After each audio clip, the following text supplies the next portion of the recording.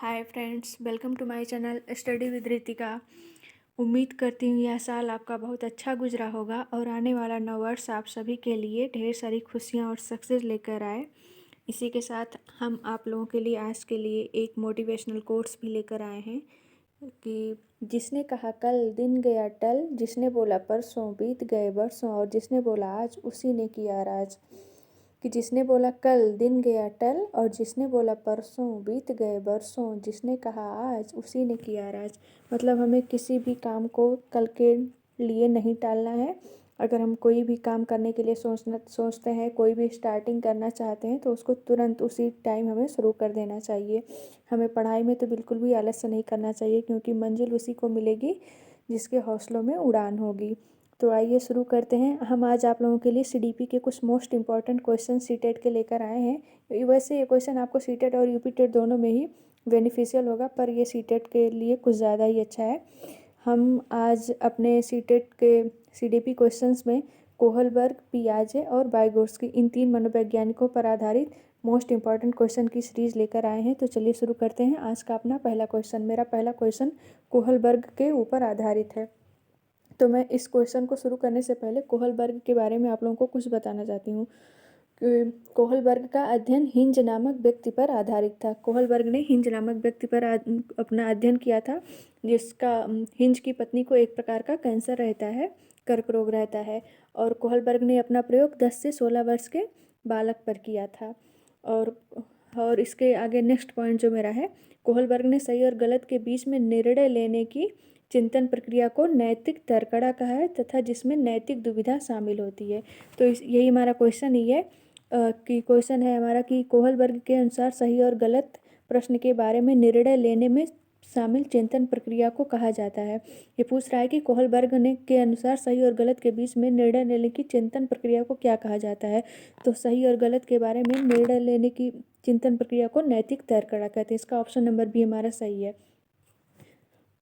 चलिए आइए शुरू करते हैं हम फिर क्वेश्चन नंबर 2 अपना। क्वेश्चन नंबर 2 है हमारा, पियाजे के सिद्धांत के अनुसार बच्चे निम्न में से किसके द्वारा सीखते हैं। दूसरा क्वेश्चन है हमारा पियाजे के ऊपर आधारित है। तो इसका ऑप्शन नंबर ए है सही प्रकार से ध्यान लगाकर जानकारी को याद करना। ऑप्शन नंबर बी है उपयुक्त पुरस्कार दिए जाने पर अपने व्यवहार में परिवर्तन करना। ऑप्शन नंबर सी है समाज के अधिक से अधिक योग्य सदस्यों के द्वारा उपलब्ध कराए सहारे के आधार पर। और ऑप्शन नंबर डी है अनुकूलन की प्रक्रियाएं। तो सीटेट ने साफ साफ बताया है कि याद करना रट्टा मार प्रणाली नहीं चलेगी। तो हमारा ऑप्शन नंबर ए गलत है। और पुरस्कार और व्यवहार में परिवर्तन, पुरस्कार जहाँ भी कहीं आता है तो आप लोग उसको तुरंत स्किनर से कनेक्ट कर लिया करिए। तो ये स्किनर का अगर कोई क्वेश्चन रहता तो उनके पे लागू होता। तो ऑप्शन नंबर बी भी हमारा नहीं है। और समाज के अधिक योग्य सदस्यों के द्वारा उपलब्ध कराए जाने के सहारे के आधार पर, तो ये तो वाइगोत्स्की का MKO है, मोर नॉलेजेबल अदर। तो ये भी नहीं है हमारा, ऑप्शन नंबर सी भी नहीं है। तो इस तरह क्लियर हो गया। जब हमारे 3 ऑप्शन नहीं सही है तो ऑप्शन नंबर डी तो पक्का ही सही होगा। तो इसका राइट आंसर है ऑप्शन नंबर डी अनुकूलन की प्रक्रियाएं। चलिए आगे बढ़ते हैं। हम क्वेश्चन नंबर 3 लेते हैं अपना। क्वेश्चन नंबर 3 है हमारा, जीन पियाजे के द्वारा संरक्षण के प्रत्यय से तात्पर्य है। संरक्षण एक शब्द है। जीन पियाजे के सिद्धांत में बहुत सारे ऐसे वर्ड हैं जो हमें जिनका मतलब पता होना चाहिए। इसमें एक शब्द है स्पेशल संरक्षण। इसी संरक्षण के बारे में हमसे क्वेश्चन किया गया है कि संरक्षण क्या होता है। तो इसके बारे में हम पहले आपको ऑप्शन पढ़ देते हैं, फिर इसको एक्सप्लेन करते हैं। दूसरे के परिदृश्य को ध्यान में रखना एक महत्वपूर्ण संज्ञानात्मक क्षमता है, ये होता है संरक्षण का तात्पर्य। या फिर वन्य जीव और वनों का संरक्षण बहुत महत्वपूर्ण है, ये होता है। या ऑप्शन नंबर सी कहता है कुछ भौतिक गुणधर्म वही करते हैं चाहे बाहरी आकृतियां बदल जाएं। और ऑप्शन नंबर डी है परिकल्पना पर विधिवत परीक्षण के सही निष्कर्ष पर पहुंचा जा सकता है। तो संरक्षण से आप लोग क्या समझते हैं। संरक्षण होता है हमारा, इसका जो ऑप्शन नंबर सी है, कुछ भौतिक गुणधर्म वही करते हैं चाहे बाहरी आकृतियां बदल जाए। मतलब कि अगर हम लोग ए बनाते हैं इस तरह से, अगर हम लोगों ने ए बना दिया, ओ सॉरी, अगर हम लोगों ने इस तरह से अगर हम लोगों ने इस तरह से एन बनाया, और एक कोई छोटा बच्चा है फिर हम लोग उसको बताते हैं कि ऐसा, फिर हम लोगों ने एम बना दिया। तो अगर छोटा बच्चा उसको नहीं जान पाता है कि यन से कैसे एम आ गया, वो नहीं जान पाता है, तब तो वो अपलटावीपन हो जाता है, तो वो नहीं जानता। अगर वो अच्छे से यन में यम बना दिया गया, वो जान गया कि हाँ ये जो यन से यम बना है तो इसमें यन अंतर्निहित है, यन इसमें छुपा हुआ है, तो जब उसको ये इस चीज़ की जानकारी हो जाती है तो इसी को बोला जाता है संरक्षण। तो इसका हमारा ऑप्शन नंबर सी वही कह रहा है, कुछ भौतिक गुणधर्म वही करते हैं चाहे बाहरी आकृतियां बदल जाएं। इसका ऑप्शन नंबर सी यही सही है, संरक्षण से इसका यही तात्पर्य होता है। चलिए आते हैं फिर हम क्वेश्चन नंबर नेक्स्ट पे।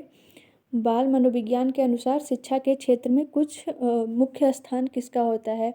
बाल मनोविज्ञान के अनुसार आप सभी को पता है कि हम सीटेट और नई शिक्षा प्रणाली और क्या बोलते हैं एनसीएफ, हमारा एनसीएफ 2005 हमें क्लियर बताया है कि हमें बाल मनोविज्ञान में बालक को ही सेंटर में रखना है, बालक को ही मुख्य स्थान देना है। तो इसका ऑप्शन नंबर ए ही सही है। तो सबको पता होगा कि बाल मनोविज्ञान में सबसे इम्पोर्टेंट कौन है, बालक, बालक का ही स्थान सबसे प्रमुख होता है। आइए चलते हैं आगे। बच्चों के व्यवहार को समझने के लिए विद्यार्थी के घर के वातावरण का महत्वपूर्ण स्थान है तथा इससे प्राप्त सूचना को प्रभावशाली शिक्षा शास्त्र के निर्माण से जोड़ा जा सकता है। यह तथ्य अधिगम के किस सिद्धांत से संबंधित है। मतलब बच्चे के व्यवहार को समझने के लिए विद्यार्थियों के घर का वातावरण महत्वपूर्ण स्थान होता है। मतलब उसके घर का इन्वायरमेंट कैसा है, उसके मम्मी पापा का रिलेशन कैसा है, उसके घर के लोगों का आसपास का व्यवहार कैसा है, उन लोगों का तौर तरीका कैसा है, इससे प्राप्त सूचना प्रभावशाली शिक्षा शास्त्र के निर्माण से जोड़ा जा सकता है। यह अधिगम के किस सिद्धांत से संबंधित है। तो यह सिद्धांत हमारा, जब ये क्योंकि घर परिवार उसके आस पड़ोस के बारे में क्वेश्चन पूछा जा रहा है तो हमें क्लियर पता है कि यह सामाजिक रचनावाद है, रचनावाद ही बोला जाएगा। और आप लोगों को बता दें कि सामाजिक रचनावाद की का कॉन्सेप्ट किसने दिया है, तो लेव वाइगोत्स्की साहब ने ही सामाजिक रचनावाद की कॉन्सेप्ट दिया है। तो आप लोगों को ये अच्छे से इनके बारे में पता होना चाहिए, लेव वाइगोत्स्की के बारे में। वो कहते हैं कि बच्चा जितना अकेले में सीखता है, जितना विद्यालय में सीखता है, उससे कहीं ज़्यादा वो परिवार के लोगों के साथ, अपने सोसाइटी के लोगों के साथ तथा खेल से, मतलब जहाँ अधिक से अधिक लोग होंगे, चाहे वो अपने से छोटे लोगों से भी सीख सकता है, अपने सहपाठी से भी सीख सकता है, अपने से बड़ों से भी सीख सकता है, मतलब वह ग्रुप में ज़्यादा सीखता है। इसी को उन्होंने सामाजिक रचनावाद का नाम दिया है। तो इसका ऑप्शन नंबर भी सही होगा। आइए चलते हैं नेक्स्ट क्वेश्चन पे। नेक्स्ट क्वेश्चन हमारा फिर से कोहलबर्ग के ऊपर आधारित है कि कोहलबर्ग के सिद्धांत के पूर्व परंपरागत स्तर के अनुसार कोई नैतिक निर्णय लेते समय एक व्यक्ति निम्नलिखित में से किस तरह प्रवृत्त होगा। तो इसमें क्वेश्चन है कि कोहलबर्ग के सिद्धांत में पूर्व परंपरागत स्तर, मतलब पूर्व परंपरागत स्तर में क्या होता है कि कोहलबर्ग साहब ने 3 अपना स्तर दिया और तीनों में 2-2 डिवीज़न है। तो उनका पूर्व परंपरागत स्तर का नाम है पूर्व नैतिक स्तर, पूर्व रूढ़वादी स्तर तथा पूर्व परंपरागत स्तर। एक स्तर के इनके 3 नाम हैं और इसमें भी उन्होंने उनका 2 डिवीज़न है। एक है आत्म केंद्रितता और दूसरा है दंड एवं आज्ञा पालन। तो क्योंकि इसमें आत्म केंद्रितता तो दिया नहीं गया है तो इसमें ऑप्शन नंबर डी जो हमारा है वो है अंतर्निहित संभावित दंड। तो इसमें ये होता है जैसे, और अंतर्निहित संभावित दंड में होता है दंड एवं आज्ञा पालन। इसमें बच्चा कुछ अगर कोई काम करना चाहता है तो वो अपने मम्मी पापा के डर से नहीं कर पाता है। अगर बच्चे के पास कोई सा भी मिठाई है, चॉकलेट है, वो सारा खुद खा जाना चाहता है, अपने भाई बहनों में या फिर अपने किसी कलीग में शेयर नहीं करना चाहता है, लेकिन अगर उसके मम्मी पापा उसको डांटते हैं, धमकाते हैं कि अगर आप आज इनको अपना चॉकलेट नहीं देंगे तो कल से आपके लिए आएगा ही नहीं, तो वो डर से और उनके वो इस डर से वो अपने कलीग को बांट देता है, शेयर करना सीख जाता है। तो उसमें अंतर्निहित संभावित दंड, वो डरा रहता है और दंड कि कहीं मुझे ऐसी सज़ा ना मिल जाए कि मेरा चॉकलेट ही बंद हो जाए, तो इस डर से वो देना शुरू कर देता है, शेयर करना शुरू कर देता है। तो इसका ऑप्शन नंबर डी सही होगा, अंतर्निहित संभावित दंड। हम आप लोगों को कोहलबर्ग के तीनों स्तर को बताना चाहते हैं। इसका इन्होंने अपना दूसरा स्तर दिया है, इसको बोलते हैं नैतिक स्तर, रूढ़िवादी स्तर तथा परंपरावादी चरण, जिसमें इसमें भी इन्होंने 2 डिवीज़न बनाया है। एक है अच्छा लड़का अच्छी लड़की अवस्था और दूसरा है कानून और व्यवस्था। अच्छा लड़का अच्छी लड़की अवस्था क्या होता है, इसमें होता है कि अनुकरण, प्रशंसा जीतना। जैसे कि अगर मम्मी पापा बोलते हैं कि आप सामने वाले शर्मा जी के लड़के के जैसा बनो। तो लड़का या लड़की कोई अपने मम्मी पापा से प्रशंसा जीतने के लिए उस लड़के के जैसा पढ़ना सीख जाता है, उसके जैसा टाइम से उठना सीख जाता है, उसके जैसा मम्मी पापा का रिस्पेक्ट करना सीखता है। तो ये सिर्फ मम्मी पापा की प्रशंसा जीतने के लिए, तो इसको बोलते हैं अच्छा लड़की या अच्छा लड़का अवस्था। और दूसरी अवस्था हमारी होती है कानून व्यवस्था अवस्था, मतलब खुद कानून के नियमों को ध्यान में रख के हम कोई काम करते हैं, मैं कानून को मानते हुए अपना निर्णय खुद लूँगा। तो ये हमारी दूसरी अवस्था होती है उनके अनुसार। और इसका तीसरा चरण है उत्तर नैतिक, उत्तर परंपरावादी या उत्तर रूढ़िवादी चरण, या इसकी उम्र होती है 13 से 16 वर्ष। सॉरी, मैंने आगे के चरणों के वर्ष नहीं बताए, वो भी बता दूंगी अभी। फिर इस तीसरे चरण में उत्तर नैतिक, उत्तर परंपरावादी या उत्तर रूढ़िवादी चरण, 3 नाम है इसके भी। ये 13 से 16 वर्ष के बीच में होता है। इसका एक चरण होता है सामाजिक अनुबंध अवस्था और दूसरा होता है सार्वभौमिक नैतिकता। सामाजिक अनुबंध अवस्था में होता है अपना अपना हित, मतलब हम मार्केट जाते हैं तो सब्जी वाले से बोलते हैं कि आप ये 10 रुपया ले लो और 10 रुपये में मुझे मटर दे दो, या फिर 10 रुपये में गोभी दे दो, जो भी मिलता होगा, कि मैं पैसे दे रहा हूँ, आप मुझे सब्जी दे दीजिए। इसको बोलते हैं सामाजिक अनुबंध अवस्था। और दूसरी अवस्था है सार्वभौमिक नैतिकता। इसमें दूसरे का हित देखा जाता है, मतलब मैं भूखा रह लूँगा लेकिन तुम मत भूखे रहो, भिखारी को भोजन दे दो लेकिन मैं आज नहीं खाना खाऊंगा, इसका पेट आज भर दो। तो इसको बोलते हैं सार्वभौमिक नैतिकता। तो दूसरे वाले चरण की अवस्था होती है 10 से 13 वर्ष, और तीसरे वाले चरण की अवस्था होती है 13 से 16 वर्ष, और पहले वाले चरण की अवस्था होती है 3 से 9 वर्ष। तो ये थी कोहलवर के बारे में जानकारी। आइए पढ़ते हैं नेक्स्ट क्वेश्चन। नेक्स्ट क्वेश्चन हमारा जीन पियाजे साहब से है। जीन पियाजे के विकासात्मक सिद्धांत के परिप्रेक्ष्य में निम्नलिखित में से कौन सा आरेख विकास को समुचित रूप से स्पष्ट करता है। इसमें 3 आरेख दिए गए हैं, आप लोग देख सकते हैं स्क्रीन पे अच्छे से। तो इसमें पूछा गया है कि कौन सा विकासात्मक सिद्धांत के परिप्रेक्ष्य में सबसे अच्छी तरह से आपको विकास और आयु के अनुसार डिटेक्ट करता है कि इतनी आयु में कितना विकास होगा। इसका ऑप्शन नंबर ए आप लोग देख रहे हैं, option number B, option number C, option number D. तो ऑप्शन नंबर डी, तो ये तो मनुष्य इस तरह का कोई भी विकास हो ही नहीं सकता कि ऐसा सरल एक ही लाइन में चलता जा रहा है चलता जा रहा है। ये ऑप्शन नंबर डी आपका गलत हो गया। और ऑप्शन नंबर सी भी आपका गलत है, इसमें आयु पहले बढ़ गई है फिर विकास, ये भी गलत है आपका। और ऑप्शन नंबर बी आपका बोल रहा है कि आयु एक बार विकास होना शुरू करता है आयु के साथ, फिर पहले बहुत ज़्यादा हो जाता है फिर ख़त्म होने लगता है। और जबकि विकास एक निरंतर चलने वाली प्रक्रिया है, विकास मृत्यु पर्यंत होता रहता है। ये ऑप्शन नंबर भी वृद्धि का हो सकता है, क्योंकि वृद्धि एक समय के बाद ख़त्म हो जाती है, वो रुक जाती है, लेकिन विकास मरण मतलब जब तक इंसान की मृत्यु नहीं हो जाती है तब तक चलता रहता है। तो ऑप्शन नंबर ए आपका सही है कि आयु के अनुसार विकास बढ़ता रहता है। इसका ऑप्शन नंबर ए सही है, ये ऑप्शन आपका सही है। तो चलिए आते हैं आप लोग के नेक्स्ट क्वेश्चन पे। हम लोग का नेक्स्ट क्वेश्चन है वाइगोत्स्की पर। वाइगोत्स्की की संस्कृति के अनुसार बच्चों की व्यक्तिगत वाक की संकल्पना। वाइगोत्स्की ने प्राइवेट स्पीच के बारे में बताया है, उसी के बारे में मैंने ये क्वेश्चन लिया है कि प्राइवेट स्पीच क्या होता है। ये ऑप्शन नंबर ए कहता है कि प्रदर्शित करती है कि बच्चे अपने आप से प्यार करते हैं। ऑप्शन नंबर बी कहता है कि स्पष्ट करती है कि बच्चे अपने ही कार्यों को निर्देशन देने के लिए भाषा का उपयोग करते हैं। इसका ऑप्शन नंबर सी कहता है प्रदर्शित करती है कि बच्चे बुद्धू होते हैं, इसलिए उन्हें प्रौढ़ों के निर्देशन की आवश्यकता होती है। इसका ऑप्शन नंबर डी कहता है स्पष्ट करती है कि बच्चे अहम केंद्रित होते हैं। तो इसका ऑप्शन नंबर एक क्या बोल रहा है कि बच्चे स्वयं से प्यार करते हैं, तो बच्चे प्यार करने की स्थिति में खुद का अंगूठा चूसते हैं और ये सब काम करते हैं, तो उसको बोलते हैं स्वयं से प्यार करना, नार्सिसिज्म। ये नहीं है इसमें। ऑप्शन नंबर बी कहता है कि बच्चे अपने ही कार्यों को निर्देश देने के लिए भाषा का उपयोग करते हैं, तो यही ऑप्शन आपका सही है। ऑप्शन नंबर बी आपका सही है कि स्पष्ट करती है कि बच्चे अपने ही कार्यों को निर्देश देने के लिए भाषा का प्रयोग करते हैं। आप लोगों ने अक्सर देखा होगा कि कोई भी बच्चा जब कोई कार्य करता है तो वो लिखता भी है या फिर कुछ पढ़ता है तो धीरे धीरे उसको बोलता भी रहता है। तो वह किस लिए बोलता है, क्योंकि वह मतलब कॉन्सेंट्रेट होकर जब वो काम करता है तो अपने कॉन्सेंट्रेशन के लिए खुद अपनी भाषा का, अपनी लैंग्वेज का यूज करता है। वो वाइगोत्स्की जी ने यही कहा है, जबकि पियाजे ने उसको अहम केंद्रित भाषा कहा है कि बच्चा स्वयं से बातें करता है, तो पियाजे की भाषा में उसको अहम केंद्रित भाषा कहते हैं और वाइगोत्स्की की भाषा में से प्राइवेट स्पीच, व्यक्तिगत वाक कहते हैं। इसको आप लोग अच्छे से जाने रहिएगा। चलिए आते हैं क्वेश्चन नंबर नेक्स्ट पे। बच्चों के बारे में निम्नलिखित कथनों में से किस कथन से वाइगोत्स्की सहमत होते हैं?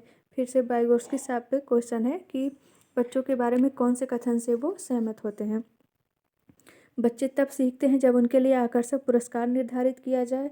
ये बिल्कुल गलत ऑप्शन है कि बच्चा तब सीखेगा जब उसको पुरस्कार दिया जाएगा। और ऑप्शन नंबर बी है, बच्चों के चिंतन को तब समझा जा सकता है जब प्रयोगशाला में पशुओं पर प्रयोग किया जाए। ऐसा कुछ नहीं होता है। बच्चे जन्म से शैतान होते हैं, उन्हें दंड देकर दंड, मार, मात्र, केवल इस तरह का कोई भी ऑप्शन आता है तो सीटेट उसको तुरंत कट कर देना चाहिए। सीटेट नहीं मानता है उसको, मतलब एनसीएफ में उसका तुरंत विरोध किया गया है। तो आप लोग सीटेट का एग्ज़ाम देने जा रहे हैं, जितने भी निगेटिव वर्ड्स आते हैं उसको तुरंत जानना चाहिए कि ये वह ऑप्शन आपका सही हो ही नहीं सकता। तो ऑप्शन नंबर सी भी आपका नहीं है।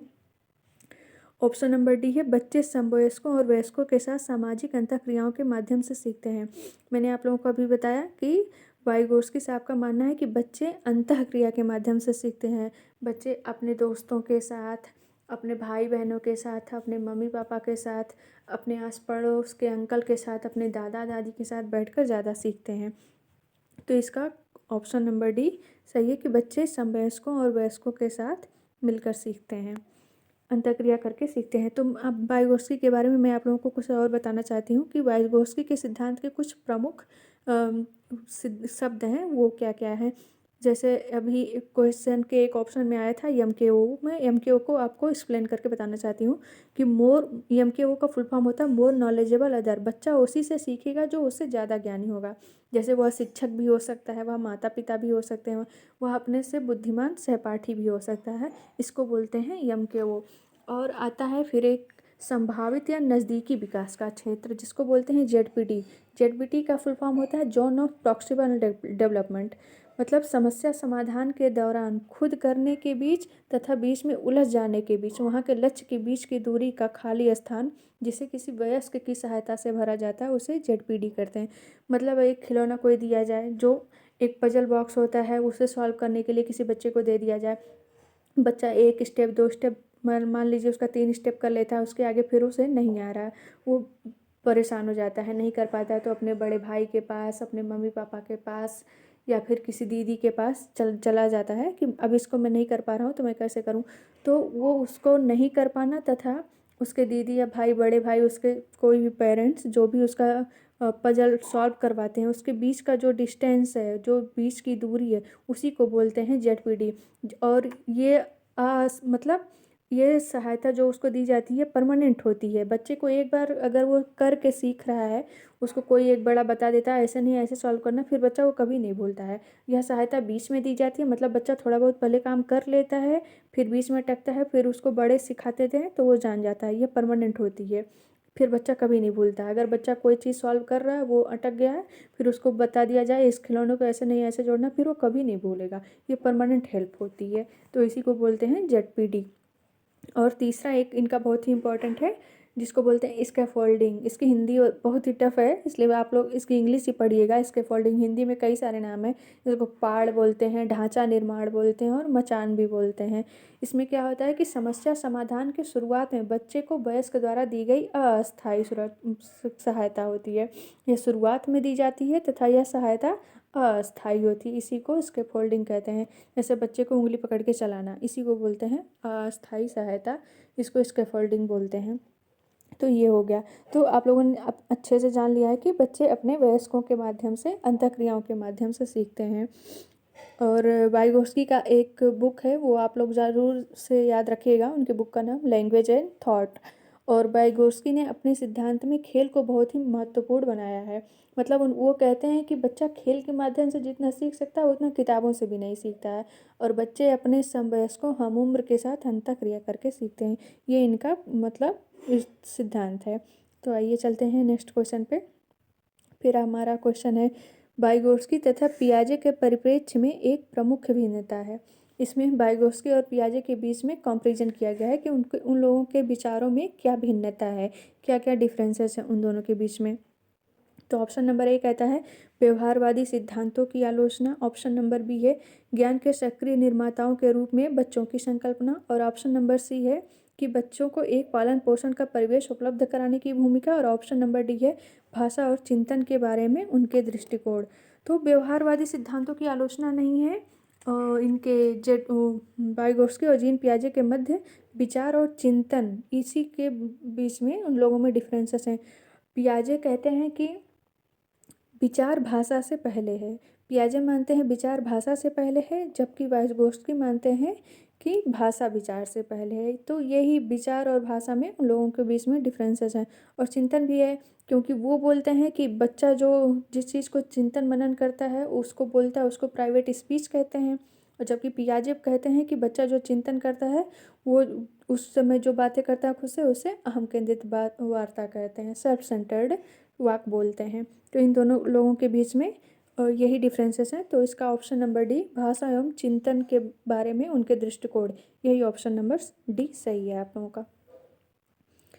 आइए पढ़ते हैं हम लोग नेक्स्ट क्वेश्चन। लॉरेंस कोहलबर्ग के सिद्धांत में कौन सा स्तर नैतिकता की अनुपस्थिति को सही अर्थ में सूचित करता है? तो जैसा कि लॉरेंस कोहलबर्ग के पहला स्तर, उसका नाम ही है पूर्व नैतिक अवस्था। तो पूर्व नैतिक अवस्था से तात्पर्य आप लोगों को एकदम क्लियर हो जाना चाहिए कि स्तर फर्स्ट में नैतिकता का कोई भी स्थान नहीं होता है। स्तर फर्स्ट में नैतिकता बच्चे में नहीं होती है। वो कोई भी चीज़ किसी के साथ शेयर नहीं करना चाहता है। वो अपने मम्मी पापा को, किसी को मम्मी पापा नहीं बोलने देना चाहता है। इवन वह अपने भाई बहन से भी जलन रखता है। उसमें ज़रा सी भी नैतिकता नहीं होती है। वो कोई भी अपना खाने का भी सामान नहीं शेयर करना चाहता है, पहनने का भी सामान नहीं शेयर करना चाहता, खेल खिलौना नहीं किसी को देना चाहता है। वो सारा सामान अपने पास ही छुपा के रखना चाहता है। वो तो सिर्फ अपने मम्मी पापा के डर से, डांट से, तो दंड और आज्ञा पालन के चरण में आता है जब, तो वो देना थोड़ा बहुत शेयर करना सीख जाता है। उसमें नैतिकता, खुद की अपनी कोई नैतिकता नहीं होती है। तो इसका ऑप्शन नंबर सी सही है कि स्तर फर्स्ट आपका, जिसमें नैतिकता की अनुपस्थिति होती है।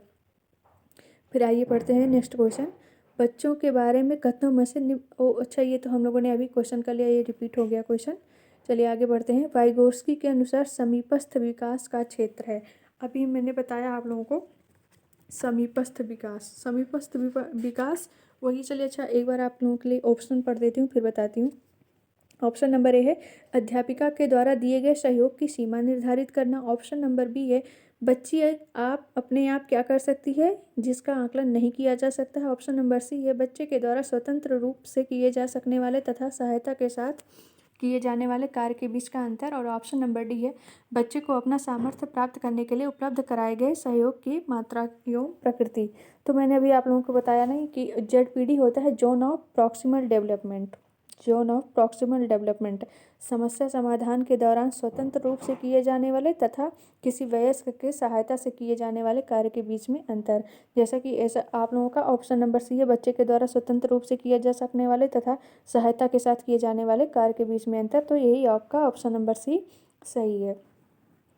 इसी को बोलते हैं ZPD। इसका हिंदी होता है संभावित या नज़दीकी विकास का सिद्धांत या समीपस्थ विकास का सिद्धांत। तो ये आपका ऑप्शन नंबर सी सही है। चलिए आइए आगे बढ़ते हैं। वाइगोत्स्की के अनुसार बच्चे स्वयं से क्यों बोलते हैं? मैंने अभी अभी आप लोगों को एक्सप्लेन किया, अब तो आप लोगों को अच्छे से पता चल गया होगा कि बच्चे स्वयं से क्यों बोलते हैं। इसका ऑप्शन नंबर ए है बच्चे अपने प्रति वयस्कों का ध्यान आकर्षित करने के लिए बोलते हैं। बच्चे स्वभाव से बहुत बातूनी होते हैं। बच्चे अहम केंद्रित होते हैं। डी, बच्चे अपने कार्य को दिशा देने के लिए बोलते हैं। तो इसका क्लियर रूप से आप लोगों को अच्छे से पता चल गया है कि बच्चे अपने कार्य को दिशा देने के लिए बोलते हैं। इसको वाइगोत्स्की क्या बोलते हैं? इसको वाइगोत्स्की बोलते हैं प्राइवेट स्पीच। और इसको पियाजे क्या बोलते हैं? इसको पियाजे बोलते हैं अहम केंद्रित वार्ता, मतलब अहम केंद्रित वार्ता, सेल्फ सेंटर्ड स्पीच। आइए पढ़ते हैं। आपका नेक्स्ट क्वेश्चन क्या है? एक शिक्षिका दो एक समान गिलासों को प्रदर्शित करती है जो जूस की एक समान मात्रा से भरे हुए हैं। वह उन्हें दो भिन्न भिन्न गिलासों में खाली करती है जिनमें से एक लंबा और दूसरा चौड़ा है। वह बच्चों को उन गिलास की पहचान करने के लिए कहती है जिसमें जूस ज़्यादा है। शिक्षिका के बच्चों को किसमें कठिनाई है? तो ये क्वेश्चन आपका जीन पियाजे साहब के कुछ महत्वपूर्ण शब्द हैं उससे रिलेटेड है, जिसका ऑप्शन नंबर ए है विकेंद्रीकरण या पलटावीपन। ऑप्शन नंबर बी है ऑप्शन नंबर ए है विकेंद्रीकरण, ऑप्शन नंबर बी है पलटावीपन, ऑप्शन नंबर सी है समायोजन और ऑप्शन नंबर डी है अहम केंद्रितता। तो इसमें आपका ऑप्शन नंबर ए है विकेंद्रीकरण। विकेंद्रीकरण ऑप्शन नंबर ए ही आपका सही है।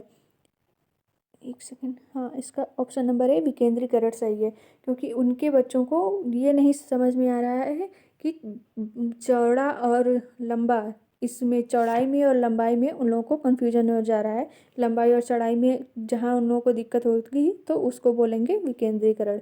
इसका ऑप्शन नंबर ए सही है। चलिए आइए आगे पढ़ते हैं। लॉरेंस कोहलवर्ग के सिद्धांत में कौन सा, वो फिर से क्वेश्चन रिपीट हो गया है। चलिए आइए आज का लास्ट क्वेश्चन पढ़ते हैं सीडीपी का। अमूर्त वैज्ञानिक चिंतन के लिए क्षमता का विकास निम्नलिखित अवस्थाओं में से किसकी एक विशेषता है।